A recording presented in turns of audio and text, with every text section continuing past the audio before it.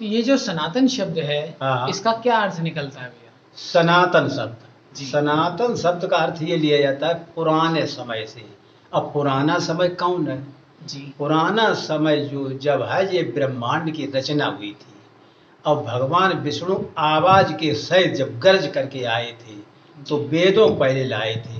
जी। देश का संचालन करने जाए तो संविधान पहले बनाया जाता है, फिर देश का संचालन होता है। जी। बिना संविधान देश नहीं चलेगा, ऐसा है, मानते हो? जी बिल्कुल। हाँ, तो इसी प्रकार दुनिया को चलाने के लिए भगवान विष्णु वेद पहले तैयार किए थे। उन्होंने एक वेद तैयार किया था, फिर व्यास मुनि ने उनके 4 भाग कर दिए थे, 4 वेद हो गए। यानी दुनिया बनने से पहले व्यास मुनि थे? व्यास मुनि नहीं, व्यास मुनि द्वापर में पैदा हुए। अच्छा, वेद एक ही आया था हाँ, पहले? पहले वेद एक ही आया था। द्वापर में व्यास मुनि जो है 4 भाग, उसके 4 भाग कर दिए। 4 भाग, पहले एक ही था। जी। तो वो वेद को लेकर पहले यार गर्जना, बड़ी बुलंद गर्जना हुई, ब्रह्मांड हिल गया था। ऐसी आवाज करके निकले थे वो। जी। आवाज अब अध्यात्मवाद में तो ये है, और विज्ञान कहता है ये कि इसमें ब्रह्मांड में विस्फोट हुआ था। विस्फोट से सूर्य का टुकड़ा अलग हुआ, वो पृथ्वी पानी में गिरा, पानी ठंडा हो गया, पृथ्वी बन गई। तो विस्फोट वो मानते हैं, विस्फोट वो भी आवाज है। जी। अब भगवान विष्णु बताई जाती है, भगवान विष्णु ने आवाज की थी, गर्जना के साथ लाए, इसलिए गर्जना के साथ वेदों को पहले लाए, इसलिए शुरुआत में वेद आए। तो यही सनातन शब्द है, सनातन, आवाज के साथ, साथ माने साथ, नादन माने आवाज, आवाज के साथ वेदों को लाए थे। तो शुरुआत वहीं से, पुराना समय, इसलिए इसको सनातन की बजाय सनातन कहने लगी। सनातन में कुछ मेहनत पड़ती है और सनातन में कुछ आराम रहती है, तो दा खत्म करके ता बना दिया गया, तो सनातन। यानी सनातन वर्ड का सिंपल सा मतलब ये है जो पुराने समय से चला आ रहा है। बस समय पुराना वहीं शुरू हुआ, उसी पुराना समय कहते हैं, आदिकाल से शुरुआत, प्रारंभ वहीं हुआ। इस तरह से ये सनातन शब्द बना। तो सनातन जब लोगों के लिए यूज हो रहा है तो मतलब वो पुराने समय से जो चले आ रहे हैं। हाँ, पुराने समय चला आ रहा है, लेकिन शुरुआत यहीं से है। तो ये लोग ये कह देते हैं पुराने समय। पुराना समय कब है, कब से शुरू हुआ? वो सनातन भगवान विष्णु गर्जना के साथ आए थे, आवाज थी, आवाज के साथ वेदों को लाए थे, इसलिए सनातन। अब धर्म क्या है, इसी में बात और प्रश्न बन जाता है। जैसे ये जो सनातन शब्द है, ये केवल हिंदुओं के लिए, आजकल हिंदुओं के लिए इस्तेमाल हो रहा है? हिंदुओं के लिए, हिंदू तो बहुत बाद में बने जी। पुराने समय में जब बंटवारा हिंदू मुस्लिम सिख के था, ये तो बहुत बाद में बने। पुराने समय में तो केवल मानव जाति की उत्पत्ति हुई। मानव जात, पशु जात, अब ये वृक्ष जाति, ये जो कीड़े मकोड़ी जाति, जातियाँ ये बनी पहले, तब मनुष्य जो बना, मानव जात जो है, ये मानव जात बनी। तो अब इसका वर्ण विभाजन बाद में हुआ जी। इसमें शूद्र बने हैं, ब्राह्मण बने हैं, क्षत्रिय वैश्य बने हैं, और इसमें फिर मुस्लिम बन गए, सिख बन गए, ईसाई, बौद्ध धर्म तमाम बन गए। तो सनातन शब्द केवल मनुष्यों के लिए है, केवल मानव जाति, केवल मानव जाति जब बनी। हाँ, किसी धर्म के लिए नहीं है, किसी एक धर्म के लिए नहीं। हाँ, धर्म नहीं। और धर्म भी एक ही है, ऐसा मैंने देखा है, धर्म एक ही है। धर्म परिभाषा ये है, यह धार्यते सा धर्म, जो धारण किया जाता है वो धर्म है। अब इसमें लेकिन शब्द जुड़ा हुआ है। लेकिन क्या है? लेकिन वो समाज की दृष्टि से अच्छा होना चाहिए जी। और लेकिन में ये भी है कि वो नैतिक दृष्टि से अच्छा होना चाहिए, जो धारण किया जाए जी जी जी। और कानूनी दृष्टि भी अच्छा होना चाहिए जी, समझ गए? कानूनी दृष्टि से, नैतिक दृष्टि से और समाजिक दृष्टि से, तीनों प्रकार से अच्छी बात जो है उसे धारण करना है, वो धर्म है। यानी किसी भी तरह से किसी का नुकसान, किसी अदर पर्सन का नुकसान ना हो, किसी का नुकसान ना हो, वो धर्म है, वही धर्म है। अच्छा। और भी शास्त्रों में कहा गया है, आत्मना प्रतिकूलानि परेशान न समाचरित। संस्कृत में कहा गया है जी। अपने को जो अच्छा न लगे वो व्यवहार दूसरे के साथ नहीं करना चाहिए जी। हमें अपने शरीर में हमारे कोई नकुटिया अगर लेता है तो हमें दर्द होता है जी। और हम किसी भाला मारे तो उसका क्या होगा? इसी से निर्णय। पुराने लोग कहते हैं घोटुआ से न्याय हो जाता है, ये घोटुआ जो है इन्हीं से न्याय हो जाता है, दूसरा पंच कोई नहीं। इसी से निर्णय हो जाता है कि हमें दुख अगर नकुटिया लेने में होता, हम भाला किसी को मारते हैं, गोली मारते हैं, तलवार मारते हैं, फरसा मारते हैं, तो उसको कितना दुख होगा। तो अपने के लिए जो आचरण, ऐसे ही कोई बात है, गाली जैसे है, किसी को देते हैं, हमें कोई गाली देता हमें अच्छा नहीं लगता है, तो हमको भी चाहिए दूसरे को गाली मरना है। इस तरीके से अच्छी बात है, अच्छे वचन है, उन्हें धारण करना, अच्छे काम है, उन्हें धारण करना ही धर्म कहा जाता है। और वैसे लोग कहते बकरी काटना हमारा धर्म है, तो धर्म ये नहीं बकरी काटना, धर्म तो है तुमने गलत धारणा की है तो धारणा तुम्हारी, लेकिन धारणा गलत है। काटना, किसी को मारना, ये धारणा अच्छी बात नहीं है, ये दुष्टों की राक्षसों की बात है, ये प्रवृत्ति है।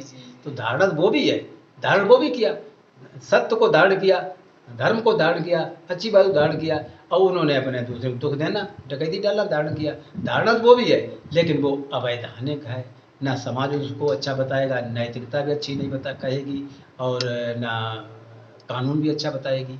तो इसलिए वो विपरीत में है। जो धारण की जाए वो अच्छी बात होनी चाहिए, नैतिक दृष्टि से, कानून दृष्टि से है, और सामाजिक दृष्टि से, तब वो धर्म है। अब फिर ये अब अलग अलग विचार है। तो ऐसे ही धर्म की उत्पत्ति हुई है। अब वेदों में धर्म का निष्पादन है, वेदों में सत्य जैसे है, सत्य बोलना, तो सत्य वेद में, धर्म में है सत्य बोलना। लेकिन सत्य बोलना कैसा होना चाहिए? सत्यम ब्रूयात प्रियम ब्रूयात, सत्य बोलना चाहिए। सत्यम ब्रूयात प्रियम ब्रूयात, प्रिय बोलना चाहिए। सत्य बोलो लेकिन प्रिय बोलो। अब लेकिन ऐसा सत्य मत बोलो जो दूसरे को अप्रिय हो। ऐसा कैसे हो सकता है? हाँ, हो सकता है।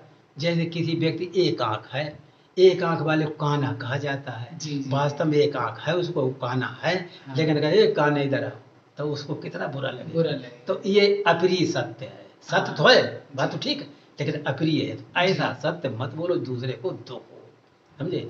ऐसा झूठ मत बोलो जो दूसरे को प्रिय हो। जैसे उदाहरण में, जैसे तमाम पत्ते पेड़ के लग रखे, तमाम पड़े हुए हैं, पुराने रखे हुए, और तुम्हारे देखते देखते उसमें काला सर्प घुस गया जी। और तुमने किसी दूसरे को झूठ बोल करके इसको फैलाओ, खवाओ इसको, इसमें 10 का नोट छिपा हुआ है जी, प्रिय है असत्य और प्रिय है। अब बेचारा उस 10 के नोट की लालच से वो उसको खवाएगा, अब कहाँ सांप उसमें डस लेगा, फिर उसका क्या होगा? तो ऐसे अप्रिय जो है, प्रिय सत्य, प्रिय सत्य, अप्रिय सत्य नहीं बोलना चाहिए, और प्रिय झूठ नहीं बोलना चाहिए जी। ये उदाहरण है इसका। तो जो भी बात है वो वेद के अनुसार, धर्म के अनुसार बोलनी चाहिए, सबको संतोष रखना चाहिए। और फिर व्यास जी ने ये भी कहा है, अष्टादश पुराणेषु व्यासस्य वचनद्वयम् परोपकारा पुण्याय पापाय परपीडनम्। 18 पुराण, 18 पुराण, 18 पुराण, 4 वेद, 6 शास्त्र, इनमें सब में पढ़ने से कुछ नहीं है, सबको पढ़ने से कुछ नहीं, केवल एक श्लोक यही पढ़ लो, अष्टादश पुराण व्यासस्य वचनम्। व्यास 2 बातें हैं केवल, उन्हें याद रखो कि इस शरीर से दूसरे का उपकार करना सबसे बड़ा पुण्य है, और दूसरे का अपकार करना सबसे बड़ा पाप है।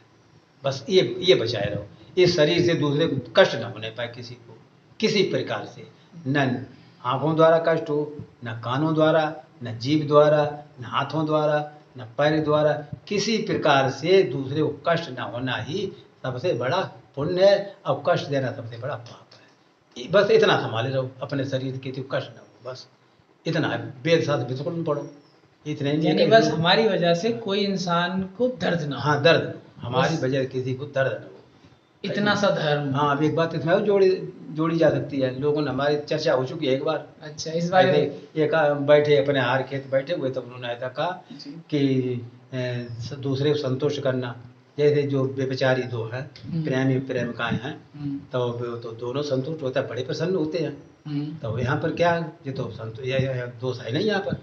हम कहे हाँ, इसमें नैतिकता, अब कानून और सामाजिकता छिपी है, इस तरह से देखो तब क्या है। अच्छा, कभी तो संतुष्ट होते हैं। यानी जब भी कोई चीज सही लगे तो हम वहाँ नैतिकता, समाज और कानून तीनों को लाके देखें, कहाँ वो सच हो, सही हो। जैसे साध सिद्ध की जाती है, 3 प्रकार सिद्ध कर दो, अपने आप सिद्ध हो जाती है। तो 3 कारणों सिद्ध हो जाए, ठीक है, तो सही है, तब सही है। जैसे हाँ, कुछ लोगों ने ये कहा कि दूध जो है मांसाहारी, दूध पाना मांसाहारी, जी जी, ऐसा लोग कहते हैं। लेकिन ये आदि अंत मध्य, इसके तीनों सही है।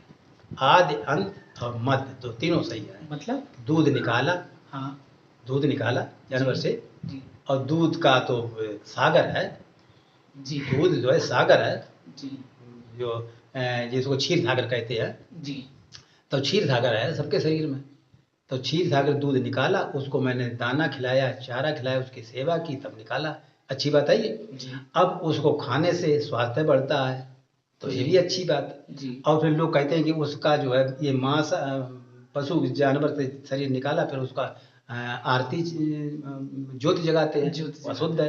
अशुद्ध नहीं, वो भी उसकी सुगंध से वातावरण शुद्ध होता है। तो आदि अंत मध्य तीनों सही है इसके, इसलिए जो है मांसाहारी नहीं है। आदि शुरुआत आदि का मतलब दूध निकालना। हाँ, दूध उसकी सेवा करके मैंने दूध निकाला। हाँ, याद है। और फिर उसको जब निकाल लिया तो उससे संतुष्टि मिलती है, स्वास्थ्य वर्धन होता है। हाँ। और फिर उसकी ज्योत वगैरह जाते पर परमात्मा को आरती देते हैं, जी। हवन में देते हैं, तो वातावरण शुद्ध होता है। जी। यानी उसका जब शुद्ध होता है तो आग में जल जाता है, खत्म हो जाता है। जी। तो आदि मध्य अंत सबरे अच्छे है। तो अच्छा। मांसाहारी है ही नहीं। दूध जो है अच्छी बात है। जी। तो ऐसी बातें समझ में आ जाती हैं तमाम। हाँ, अब उत्पत्तक शब्द आपने जो पूछे हैं, इसी के अनुसार जैसे सनातन शब्द है, ऐसे और भी तमाम शब्द हैं। कुछ बता दें और जैसे लोग प्राचीन काल से परंपरा, हाँ, जैसे लोग अम्मा कहते हैं जी। अपनी माता को अम्मा कहते हैं। अम्मा बताओ उचित है कि अनुचित? अम्मा हाँ, उचित ही लगता है, एक अच्छा शब्द लगता है। लगना तो मतलब नहीं है अच्छा। लोग अब अंग्रेजी जमाना है आजकल, आजकल अंग्रेजी जमाना है जी। अब लोग मम्मी कहते हैं ना। हाँ। तो अम्मा शब्द क्या है? अम्मा शब्द ये संस्कृत से बना दो शब्दों से। अच्छा, संस्कृत से बना है। अंग और रक्षा से, दो से बना है। अंगानी, क्या? अंगानी, अंगानी, अंगानी, अंग पाने अंगों से, अंगानी त्रायते, अंगों से जो रक्षा होती है, अंगों की रक्षा। अंगानि वार्धयत, ये है अंगानि वार्धयत इति सा अम्बा। अंगों को बढ़ाने वाली जो होती है वो अम्बा होती है। अम्बा, अम्बा कैसे? अंग से अंग ले लिया और वार्धयत वा ले लिया, एक अक्षर ले लिया, वार्धयत का एक अक्षर ले लिया, अंग से एक अक्षर अंग ले लिया, तो अम्बा बन गया। अम्बा, अम्बा, अम्बा बन गया। तो अंग से और वार्धयत, अंगानि वार्धयत, अंगों को बढ़ाती है। गर्भ में भी अंगों को बढ़ाती है, जब बच्चा पैदा हो जाता है तब भी अपना दूध पिलाती है, उसके अंगों को बढ़ाती है, फिर उसकी सेवा करती, फिर वो अंगों को बढ़ाती है। यानी जब तक बच्चा स्वावलंबी नहीं हो तब तो उसको, यानी मरते दम तक अगर माता जब तक जीवित रहती है तब तक उसके अंगों को बढ़ाने में लगी रहती है।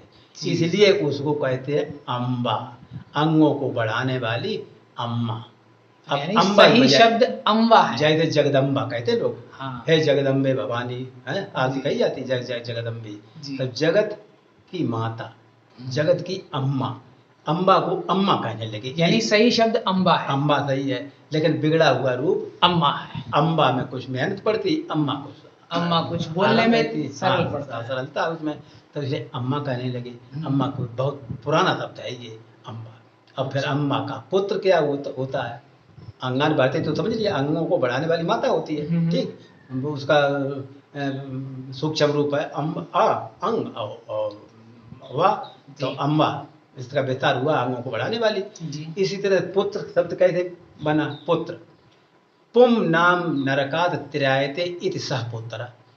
पुम ये नरक होते हैं तमाम, तो उनमें एक पुम नरक होता है, जो पुम नरक से जो रक्षा करता है उसे पुत्र।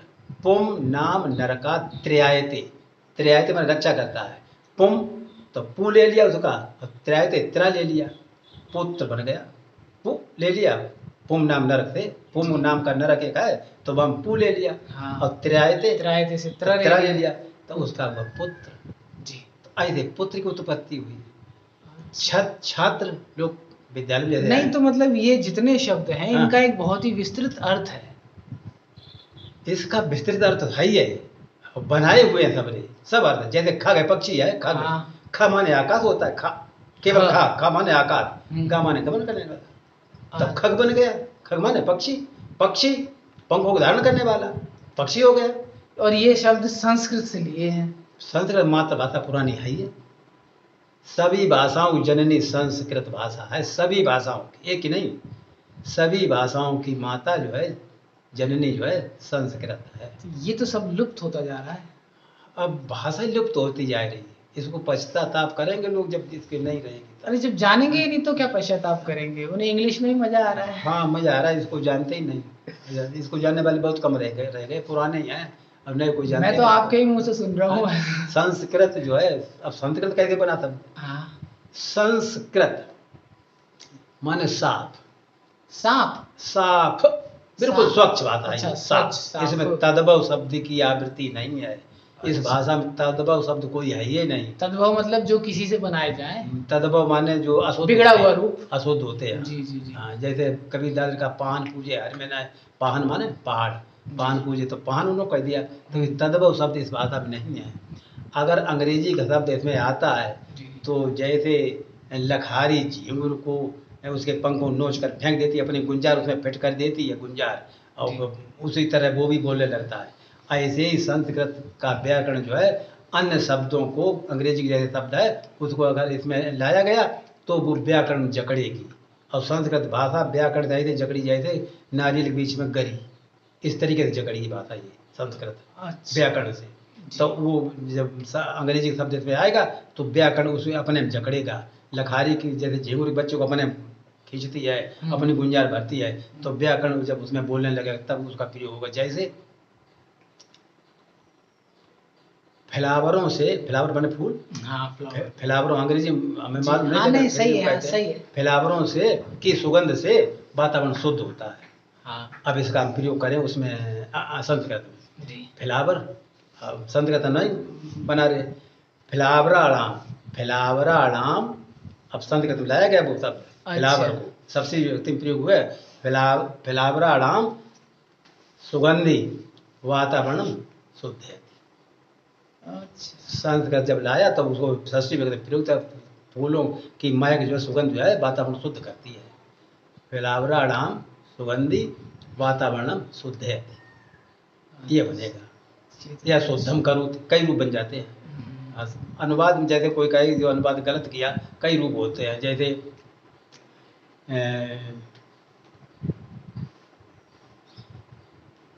तमाम ऐसे उदाहरण होते हैं। हाँ। जैसे ध्यान नहीं आ रहा, कोई बात नहीं। तो आपने अभी जो बताया कि ये जो नर्क हैं इनमें से एक पुम नाम का नर्क, पुम नाम का नर्क एक है। पुम। हाँ, तो नरकों के भी प्रकार हैं? नरक कई प्रकार, तमाम प्रकार के नरक हैं। जैसे कर्म होते वही इसी प्रकार नरक मिलता है। अच्छा। हाँ, जिसके पुत्र नहीं उसको पुम नरक मिलता तो जो है। इस नरक से रक्षा करता है वो पुत्र है। हाँ। तो इस नरक में क्या है, कोई मतलब कोई नरक में संकट है, उसमें अच्छा संकट दुख है। तो यानी पुत्र वही है जो अपनी माता की इस चीज से रक्षा करे। स्वर्ग में सुख है, नरक में दुख है। जी जी, ये है मतलब उसका।